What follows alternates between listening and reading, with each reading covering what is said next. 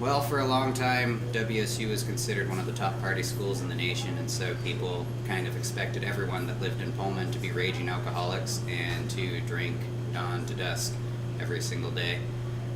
I will admit a lot of people drink a lot here. There's not a whole lot to do at night other than go to the bars.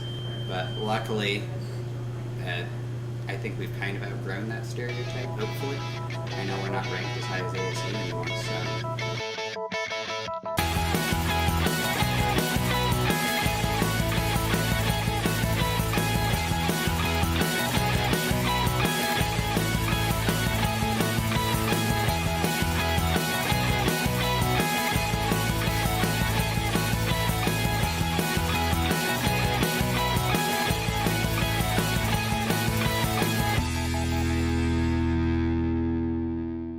Typical nightlife in Pullman is a unique one. It's different from anywhere else I've ever been. In New York City, Seattle, Portland, California, anywhere I've ever been, this nightlife is different. It is 100% a college town, and so it makes it a youthful experience. My craziest, wildest story would be the first night I ever went to a formal at one of the Greek things and like that. And I was a freshman, and I was looking forward to the Greek scene, even though I never gotten into it.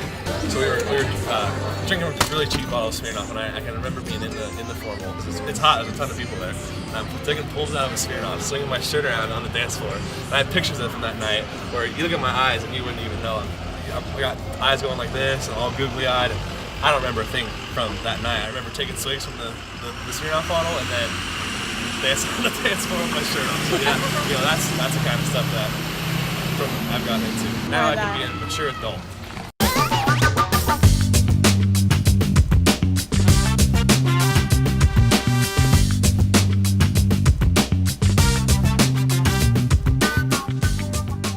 People come to Rico's for good beer and good music and good people in general. The bar was around pre-Prohibition, survived through Prohibition, and then started serving beer after Prohibition. I mean, people do come here and drink a fair amount, but they're not coming here to binge drink.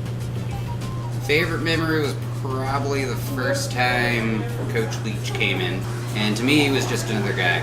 But I think one of the reasons he does like to come in here is because we just treat him like another customer.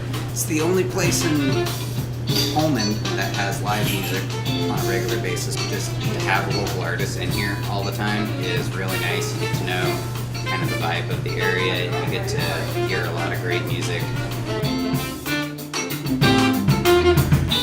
One magic day he passed my way, and while we spoke of many things,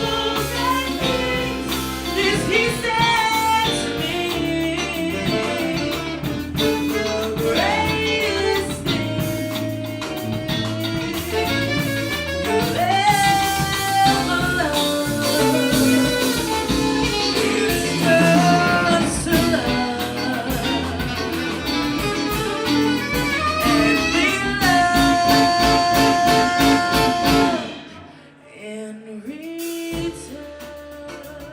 Sometimes we get confused as a restaurant because we're the only pub I know of in the area that really offers table service aside from maybe the birdhouse up the street. Generally, when you come to Rico's, you can count on actually getting to know your bartender and feel like they really care about you rather than just seeing you as a dollar bill.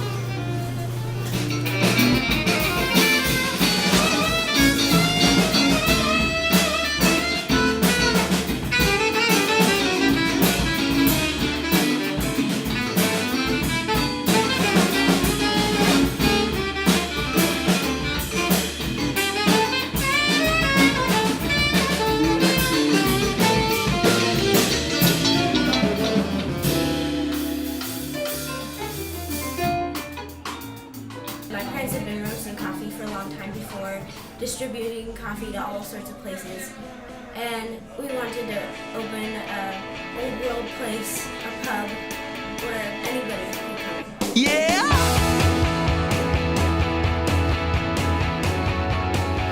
I've come here with friends, I've come here by myself, I've come here to get things done, and I've come here to relax. It's like there's always something you can do. Bands come in, and that's always really fun when people come in and just enjoy the music and drink alcohol. Ever since Boosters opened, we've had jazz nights, great live music, and come in and just listen to that for hours. And it's always amazing and fantastic. There was one night that we were closing. It was real late at night, and for closing music, we turned on some Stevie Wonder. Somehow, everybody in the pub, we also started singing along, and like people were just busting the tables, and it was just a really fun night. There's this one guy in particular who comes in every day. He's pretty old, and every time I come in, he goes, "Rosie!" and he yells at me, and that's just his habit. It's mainly the coffee and the food and the smell. It's all.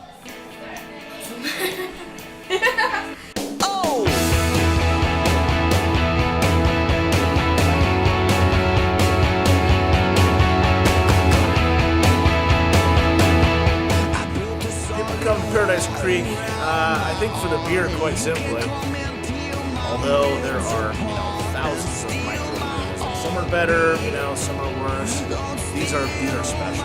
These are unique to Pullman and the Palouse. The building was built in the 1930s as part of the Depression era back-to-work projects. It originally started out as a post office, and then it was a various assortment of businesses. I bought it in 1991, and the idea of a brewery crept into my head. And then we took it over and started moving into the brewery equipment, a few years ago, and here we are.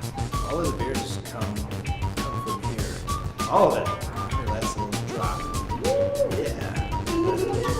I remember one day we started the brew day at about 8 o'clock in the morning. We didn't actually finish until about 3 in the morning. And it was a long day, there's a lot of frustration, but there's a lot of fun. We've got Paradise Ho, we've got Host Daddy Dunkel, Coastal Porter, we've got some Pale Ale, we've got Sacred Cow Milk Stout. Our best-selling beer right now is our Dirty Blonde, which is a nice blonde ale. Our second best is Over the Hop IPA. Over the Hop IPA is usually what I drink when I just need something cool, crisp, and refreshing. It's a lot different than just like a normal bar. There's a lot more pride here. And people that come here and visit us have that same feeling too, that same kind of sense of pride that they're drinking something local that somebody here is making with their own hands downstairs. The beer is fermented, we pump it into tanks every year. So they all go into these conditioning tanks here for a little while. And it all varies depending on the beer. Yeah, we have a lot of regulars. We've got a mug club that we limit to about 100 people, and we've got our various nights of the week where, Norm walks in and everybody yells his name. Or, we got the same teams that have been coming for years.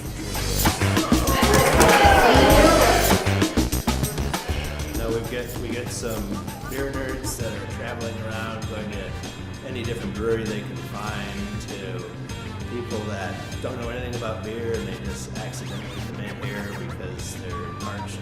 Ladies' night, our bartender Andrew is really good.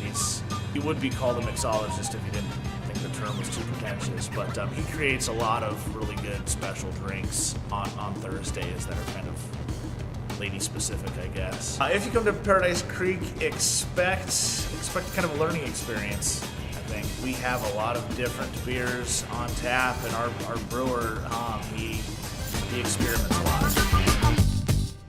I just hope that everybody gives craft brewing a chance and give it a try. We like to relay that knowledge onto the staff, so if you come and you're trying a beer that you've never heard of, like a Dunkel, why is it? People are here to serve you and to answer questions and make you feel comfortable and to give you an experience. So that's what it's all about. It's an experience in a lot of different ways. You learn new flavors, you learn a little bit more about beer and the brewing process, and deep down you learn a little bit more about yourself.